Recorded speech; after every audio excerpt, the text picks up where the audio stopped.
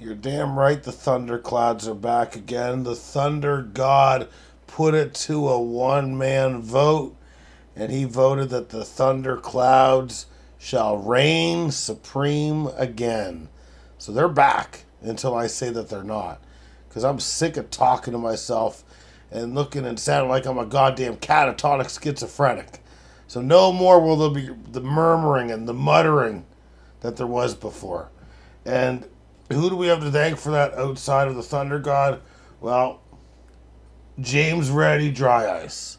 We'd like to thank you for helping us make this decision and, playing a very important role here at the Thundercloud. So if you're going to get drunk this weekend, do it with James Reddy Dry Ice, which is produced in New Brunswick, Moncton.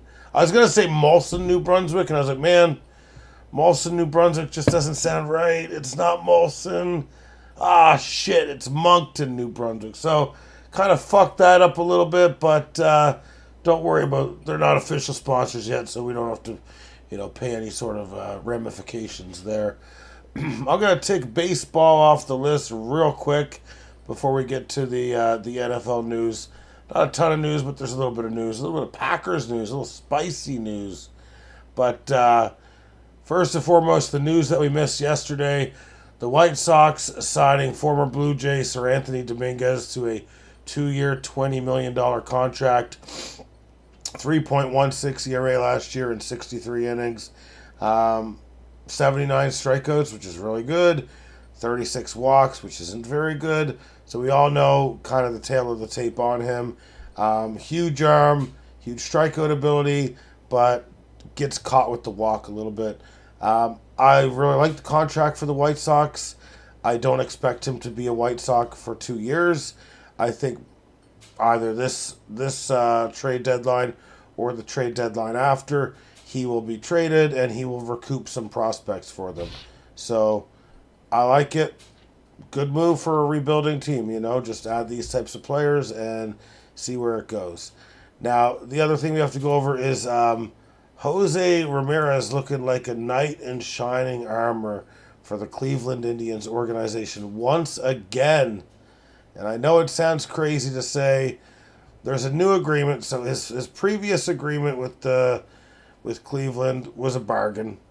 I don't know where that takes him to. I can go to Spotrac in a second, but there's an additional 4 years being tacked onto this contract, which will take him through 2032.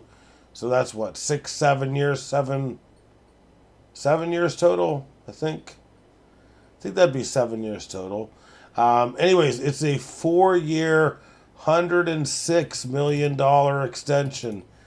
I don't know how much money this guy has left on the table by re-signing with Cleveland, but it's a lot of money. It's a lot of money. Like, if this guy was open market, this guy's better. Not this year. Like, okay, he is better, in my opinion, than Kyle Tucker, but he's 33 years old. So that's the problem. So I'm actually going to get to Spotrac for him and find out when he was first eligible to be a free agent. And when his first extension happened. Because the first one he had was, 7 years, 120, 175? Okay.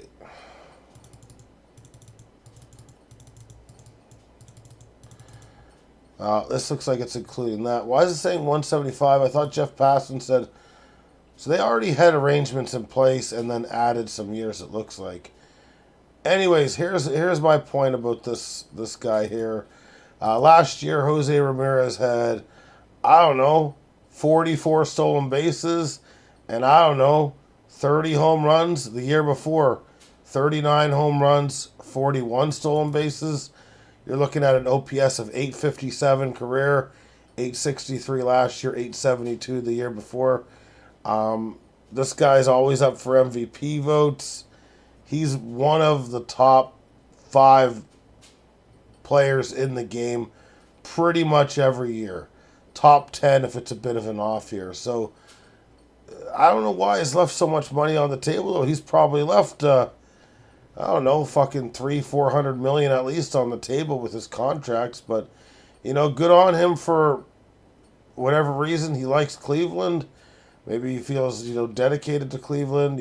That sort of thing. But kind of good on him for not trying to just take the money. You know what I mean? So let's give a warm shout out to Jose Ramirez, one of my favorite players since he entered the league, and a probable first or second round pick in next year's draft, which we need to set up very shortly in the Pete Rose Bowl cut.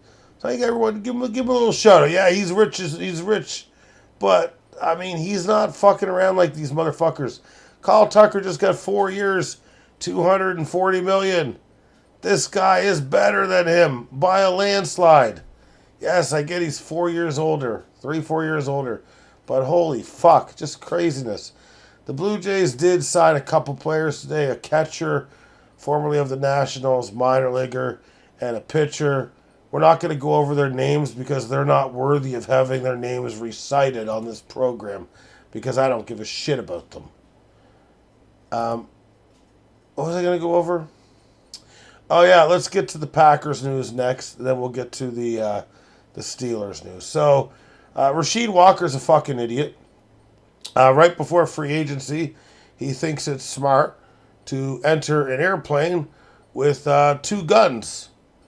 So, this guy would have easily got over $25 million a year because Dan Moore, whatever his name was last year, who's a lesser left tackle than him, got that right around there. So I hope it doesn't hurt his value too much in free agency. Scheduled for court, I guess, on March 9th. What a dumb fucking idiot, man. You're just trying to fucking lose our goddamn compensatory pick, you fucking prick! I can't... I'd have words with you. As long as your duffel bag was moved to the next room, I'd have words with you, Rasheed Walker, you son of a bitch. And it looks like the Packers' next defensive coordinator is going to be Justin Leonard, who we interviewed 3 years ago or something, 4 years ago, before he went, or might have been after his first year with the Wisconsin Badgers, or right before he went to the Wisconsin Badgers. Justin Leonard was a badass. I believe he formerly played for both the New York Jets and the Baltimore Ravens. I think that was the case. I think it was Baltimore and then the Ravens. One of the few white safeties that we had in the league. My white knight that I used to pick up in, I don't know, NFL 2010. Beautiful, beautiful young man. Anyways, he's probably coming to Green Bay. The only sticking point right now is the fact that the Broncos are still in the playoffs. So after tomorrow's game, look for him to get an interview with the Green Bay Packers.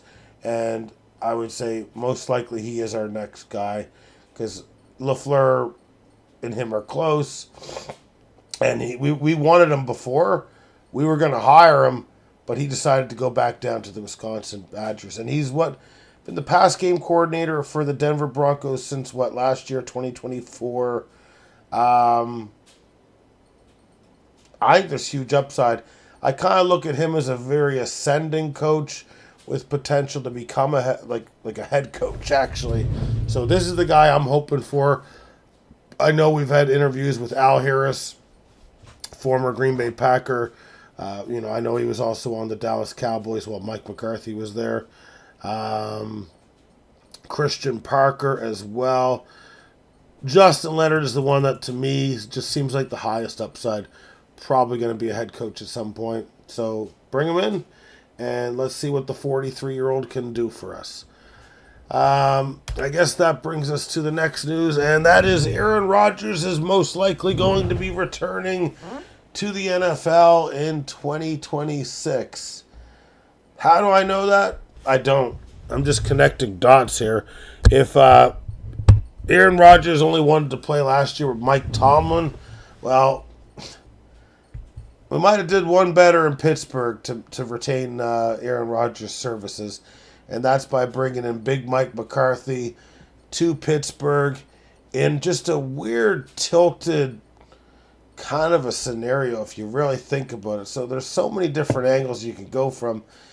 So Aaron Rodgers last year goes to the Pittsburgh Steelers to unite with, Mike Tomlin in Pittsburgh, the team they beat in Super Bowl 45 or whatever.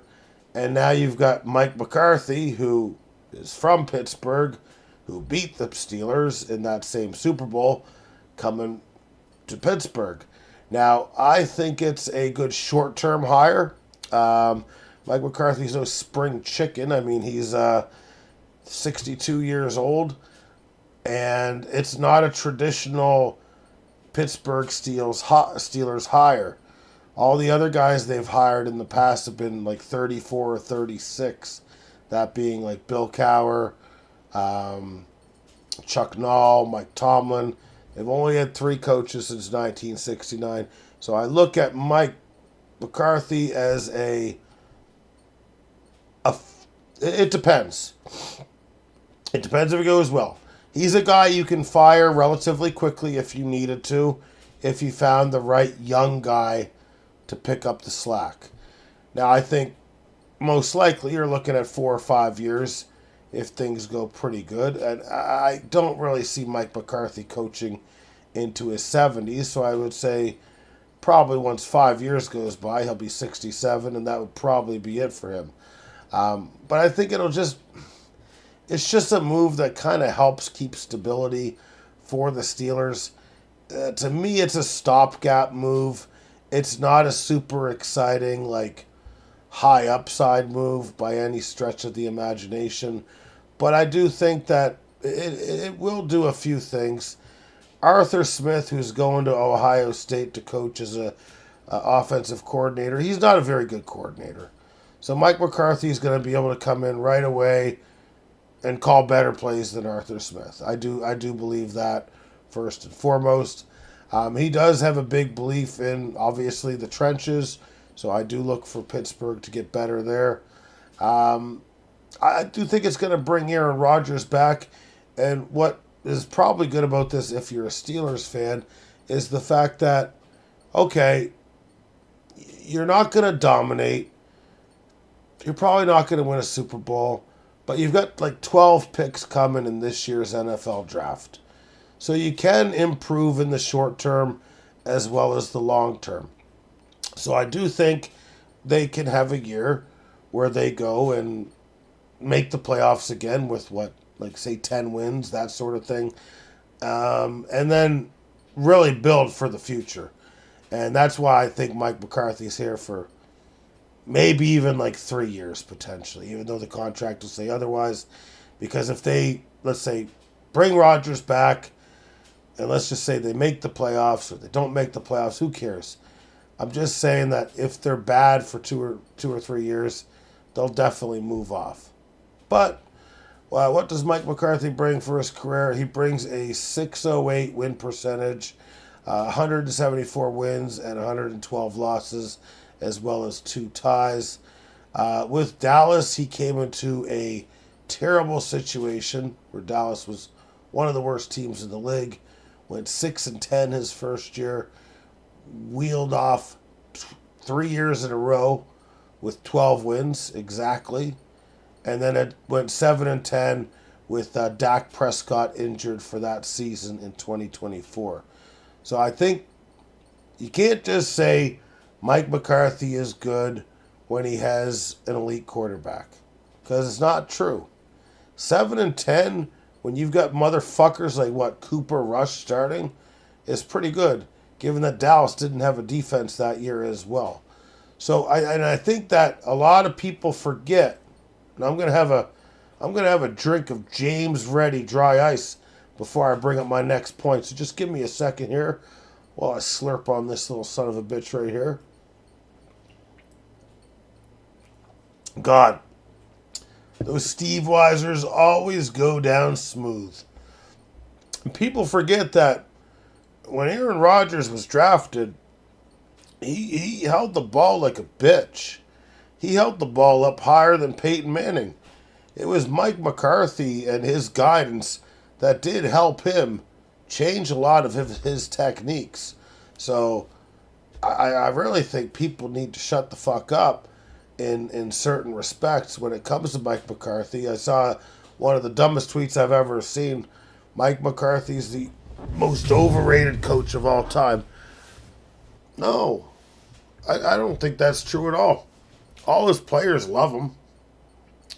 He's won. So, I mean, his numbers aren't that different than John Harbaugh and Mike Tomlin's, for fuck's sake. So, I mean, what the hell are we actually talking about? And he has come into teams that were rebuilding twice. The Packers and then the Dallas Cowboys. So, not really sure what all that's about. But I'm not saying he's the best coach in the world either. I said he's not the biggest upside coach, but he'll be able to bring in some people. The thing is he's going to bring in a good defensive coordinator, except I think Terrell Austin's staying. I know Terrell Austin might have some interviews elsewhere, but I think that's like one piece that they'd be able to keep. But he's going to have good assistant coaches and all that shit too. Whereas sometimes if you hire a young coach, they might not have the same connections as coaches that have been here for a while. So it's a good hire. And I hope it does keep Aaron Rodgers in the league one more year, maybe two. Draft some fucking offensive players, Get rid of Jonnu Smith because he's a fucking idiot. And draft some wide receivers and see what the fuck happens. You never know. Moving off that, we do have tomorrow's games. And tomorrow's games are going to be pretty interesting. Kind of funny when you kind of look at the gambling and the gambling odds and how they've shifted over the last course of the week. So I believe that at one point New England against the Denver Broncos were favored to win by 7.5, maybe even 8.5, one of the two. As the week progresses, though, Patriots are favored to win by only 3.5 points. I think that's a fair amount to put up because there are some things that, let's face it, Denver's defense is suffocating. Just because they lost Bo Nix doesn't mean they lost their entire team of Pro Bowlers, right? So, can Jarrett Stidham beat the New England Patriots? I think so. I think it's possible. But it's obviously going to take a very good defensive showing, which I think can happen. I mean, last week we saw it against the Houston Texans. New England, what was it? I think Drake May had 4 fumbles, losing 2 of them.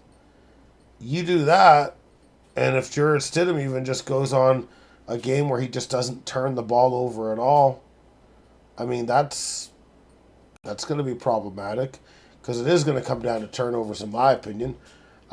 Playing at altitude is a real thing. Like, these players in Denver that are playing at altitude, well, they're more prepared for it than the guys that aren't. It's just simple. The conditioning is going to favor Denver. That's probably why they've got so much fourth quarter success this year. Now, is the drop-off going to be huge between Bo Nix and Jarrett Stidham? I would say running the ball, absolutely. But I'm pretty confident that Jarrett Stidham can probably hang in here and pass. I am pretty confident about it. And again, like a lot of people have said, New England's had one of the easiest schedules all year. And they're kind of getting an easy schedule again. So even if they win, people are going to question it and say, well, you fucking had a fucking Denver team without Bo Nix, without J.K. Dobbins, albeit J.K. Dobbins is injured every fucking year. I'm going to...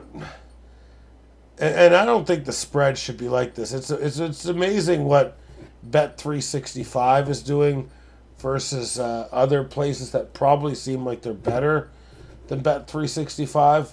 Because most other places had it at like 6.5, 7.5, and then maybe 5.5. But these guys have it at 3.5. So they are predicting it to be a close game. Maybe they're smarter than the other sites. I don't know. I like New England to win the game. I do. But I don't necessarily. I think Denver can keep it close, but I'm going to take New England to cover the spread as well. I'm going to take New England to cover the 3.5 and also win. Don't be surprised if Denver wins this game, though. That's all I'm going to say. This game would have been a lot more interesting, though, if Bo Nix hadn't gotten hurt, because it would have been a pick-em matchup, and that would have been really awesome. That's what I was hoping to see. And as soon as I literally had the thought in my head, I was like, okay, cool. You know what? We're going to get to see Bo Nix and Drake May tee off, two of our future quarterbacks. And then 2 hours later, oh yeah, broken ankle for Bo Nix. And I'm just like, that just fucking sucks. Regardless, I think it'll be a good game. It would have been really awesome, though, because New England almost finished in first place. If New England would have finished in first place, they would have been playing in a fucking blizzard tomorrow night. A fucking blizzard, man. I swear to God. Supposed to get like 16 inches of snow or some fucking crazy shit. That's the storm we're getting up here in fucking Nova Scotia. That's probably gonna knock my goddamn power out for a fucking week. Sorry. I'm sorry. But Nova Scotia Power, Sage, you want to know what Nova Scotia Power posted on fucking Facebook today? They told people between the times of 7 to 11 and also 5 p.m. to 9 p.m. to use less power because their systems can't handle it, because the winter requires more power for heat and shit. And I'm just thinking, motherfucker, if I want to use goddamn power and pay for it, I'm going to use my goddamn power and pay for it. Don't fucking tell me how much power I can use, you son of a bitch. Fuck you, Nova Scotia Power. You're on the shit list. They will never, ever sponsor the Thundercloud. You got that right. You privatized capitalist little bitches. Fucking go burn more coal and oil. You're so behind the times. You're like fucking Neanderthals fucking power. That's what NS Power stands for. You fucking mooks. You illiterate mooks. Anyways, I'm glad we got that out of the way. But I fully expect my power to be out. Because, okay, Sage, here's the thing. Power was out the first time for 40 hours or more. And we got 20 to 30 centimeters of snow, right? So more than 10% of the province lost their power. Unacceptable. There was no wind. It was packy snow. Well, this go around, we're getting 20 to 30 centimeters of snow. The temperatures are going to be very cold, like negative 18, cold. And we're getting 50 to 70 kilometer per hour gusts. It is packy snow. It's packy snow, man. Yeah. It's really packy. You pack it in and it gets really, you can make snowmen and balls and shit, right? So, yeah, it's packy, man. Dude, that's what we've been calling it since we were a kid. We don't call it packy like Pakistan. Packy, like it's pack. I don't think Pakistan gets snow either. This has nothing to do with Pakistan. I didn't say Pakistani snow. I said packy snow. This is what we said when we were kids. Packy snow, man. We weren't saying it to be hate mongers. This is not disgusting. It's packy snow. Do I have to go to fucking a web thesaurus? Let me just type in packy. Packy. Packy is primarily a slang term used in Massachusetts and parts of New England for a liquor store. Oh. Okay, I'm going to type in Packy Snow. I thought... Packy Snow refers to snow that is at or near almost melting point, making it moist and cohesive enough to easily be packed into snowballs, snowmen, or snow forts. Thanks, guys. You tried to get me, but it didn't work. You tried to get me, but it didn't work. Report me. Report me. Report me. Please. Please. YouTube, we got him. Okay. YouTube, I fucking dare you. I fucking dare you, YouTube. Fucking come after me. Alright. Before I was rudely interrupted. Oh, I'm sorry. I can't even fucking talk with you fucking sons of bitches around. I'm under a goddamn microscope right here. I can't fucking deal with your fucking bullshit anymore. Sick of it.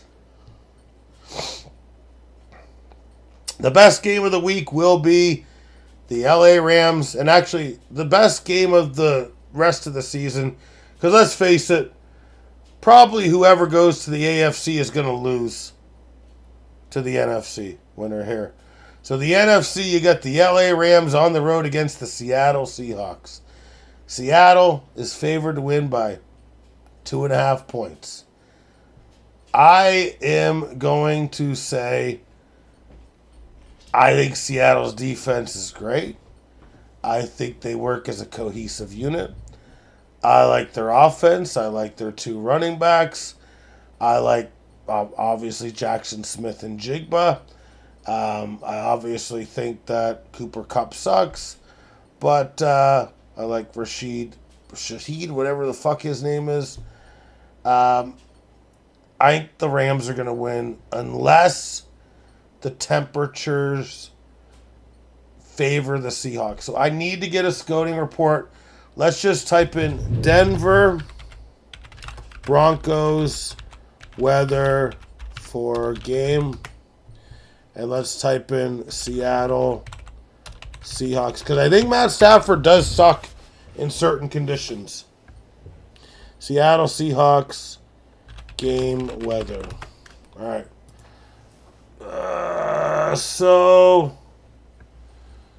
Wow. This could be a difference maker. Let's just... I already made my pick for Denver as well as New England. But the game time temperature is going to be about -4, 9 to 15 mile per hour winds, gusts up to 20. Mostly going to be cloudy, partly cloudy, that sort of thing. No rain or snow. Wind chill be -10 to... Well, it says 10 to 15 Fahrenheit. I don't know why they changed that. So it's going to be cold, but not overly cold. I don't think it changes anything, even after looking at that. Both teams play in shitty conditions. So I'm still going with New England to win that one. Now, the Seattle Seahawks, let's just see what's going on here. It's going to be a bit warmer. It says low to mid-40s Fahrenheit. Okay, so it's going to be in the positives, it seems like. No snow or rain expected. The wind, 5 to 13.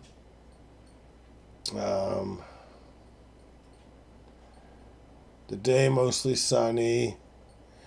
Increasing highs. Yeah, all right.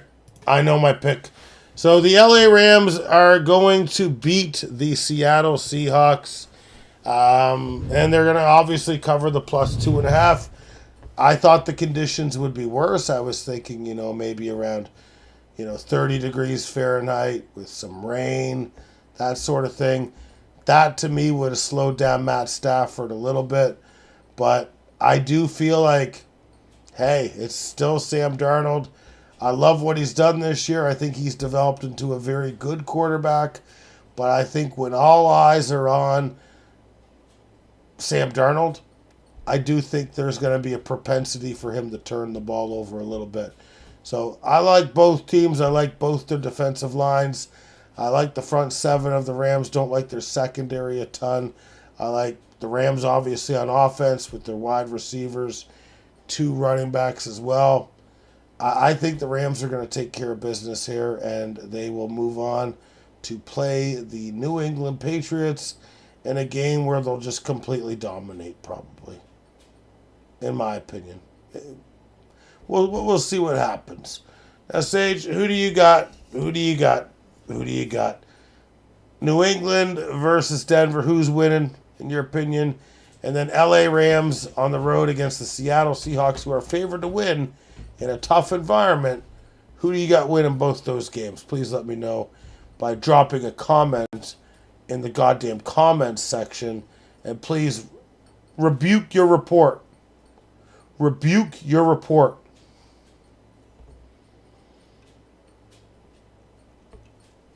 Rebuke it. Rob Havenstein's not fully healthy, but pretty sure Devontae Adams and Puka Nacua are. Yeah, I'm pretty sure. Yeah, I'm pretty sure Devontae Adams is healthy. He was healthy last week. I type in Rams health.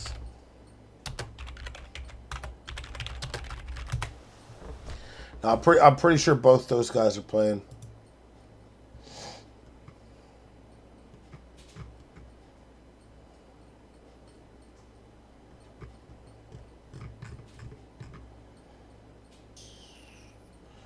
The Rams don't look. No, they're not injured. They have, like, maybe Byron Young might not be going, but he was a limited participant in practice, so. Sage is picking Jared Stidham and the Broncos to go up against the Rams. I think it's possible. I'm not saying you're wrong. Sage says, Pats fans still annoy me. Some are saying, no other team could have endured what we've been through the last 5 years. Yeah, okay. It's a little easier to endure it when you've had championships, right? Like, man, they weren't down that long, in my opinion. They weren't down that long. Let's just be real here. 5 years, like, Jesus Christ, man. I've seen teams. Let's talk about the Oakland Raiders. The Oakland Raiders, you're telling me they haven't been enduring pain for a long, long time? Ever since that fucking Super Bowl they were screwed out of by the Patriots in, 2001 or 2002? What happened to them? Have they made the playoffs since then? If they have, it's only been once or twice. Hasn't been that many fucking times, man. Honestly. Yeah, that's what turns me off a bit too, the Eagles fans. I used to love the Eagles. Like, I think they're... I love how the Eagles and the Patriots run their organizations, if I'm honest with you. But, like, sometimes the fan bases can drive you nuts, man. It's just like the media. The media can turn you off of a player. Like, you know, I used to love Peyton Manning, but then the media is just always talking about how he's a GOAT, and I'm like, man, can we stop talking about him being a GOAT? And then it's like Tom Brady, obviously. I would have had no problem with Tom Brady, but it just gets annoying when it's like the same narrative. Oh, he wins, he wins, he wins. Well, he doesn't win. His team wins. Yeah, Eagles fans were high and mighty even before they won the Super Bowl. That is correct. Speaking of which, you know, Mike McCarthy and Andy Reid and John Gruden all worked for the Green Bay Packers back in the 90s under Mike Holmgren. Did you know that? A lot of these great coaches that have been around have come from Green Bay in some capacity. So I just wanted to kind of throw that out there. I'm not sure why I'm throwing that out there. It's just a random thought that popped into my brain. There's some other guys too. No, we had in the mid '90s we had some of the best coaches in the world, and we really should have beat Denver in 1997, but didn't happen. Denver took care of us, and then Denver was the team the next year, and I think they won back-to-back there, to be honest. Yeah, 97, 98. I remember it was very disappointing. Very disappointing. From what I'm told, the Packers were projected to win by a lot. I'm gonna Google it because it was I think it was the biggest most lopsided spread in history. How much were the Packers projected to win by versus Broncos 1997? So the Packers came in as 11-point favorites. So think about that.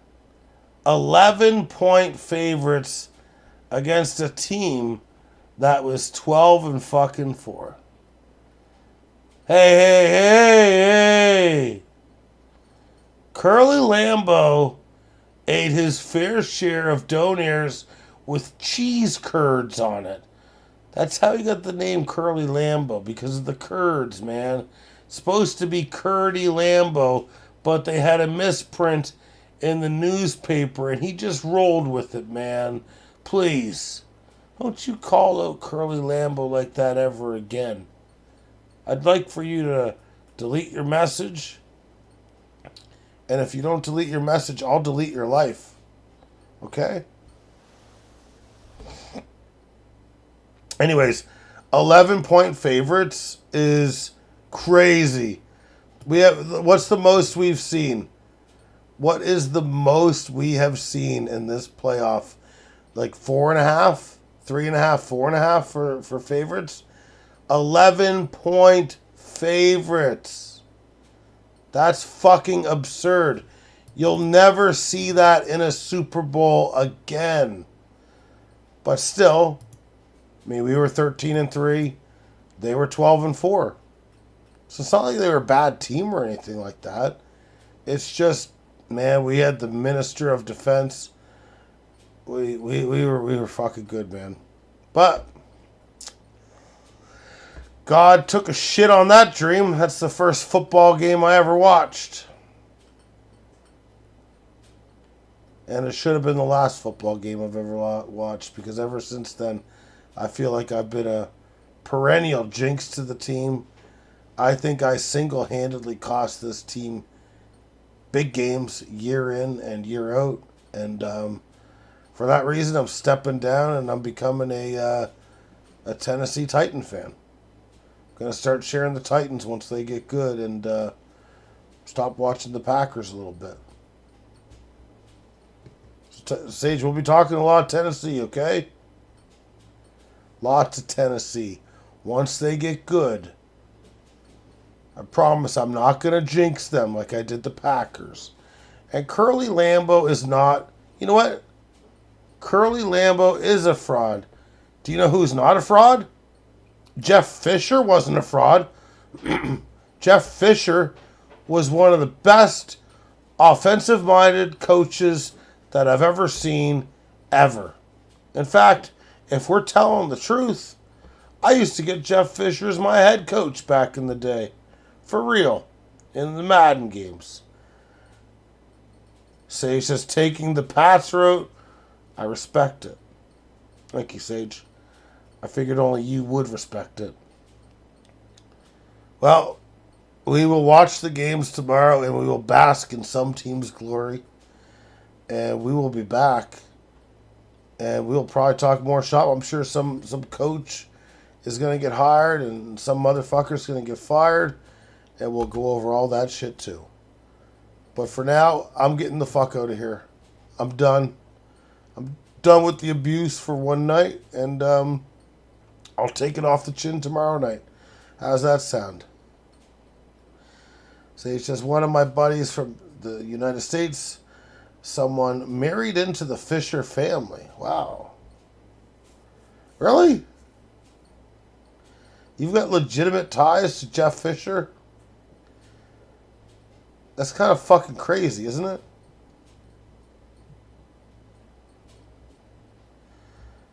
Is that real? That doesn't sound real. That sounds completely fabricated and made up. Dude, bring... Why didn't you tell me this sooner? This would have been started up with Jeff Fisher. Oh my God. We need Jeff Fisher to become part of the program. He showed a picture of himself with Jeff Fisher, like as a family gathering. He pulled off a dream right there. He chose a good one. He chose a good one. If he's fucking in Jeff Fisher's family now. It is random. It is extreme. Jeff Fisher was at the wedding. That is so fucking weird. That is just weird. Because especially since you're a Titans fan. And Jeff Fisher was there for, quite a few years. I guess small ass motherfucking world, right? Well, ask your friend to get Jeff Fisher on the program. We could use it. I would have thought he was trolling me too. It'd be the same thing as like one of my friends saying, "Yeah, hey, I've got ties to Matt LaFleur." You know what I mean? Bring in Jeff Fisher. Tell Jeff Fisher, I used to hire him. I used to hire him as my head coach, not my offensive coordinator, my head coach in Madden. God damn it. The Jeff Fisher Bowl. The Jeff Fisher Bowl. We might rebrand. It might have to become Jeff Fisher related. The Fisher Cup. The Fisher Cup. I like it. I like it. That is interesting though, Sage. That was an interesting way to send us off.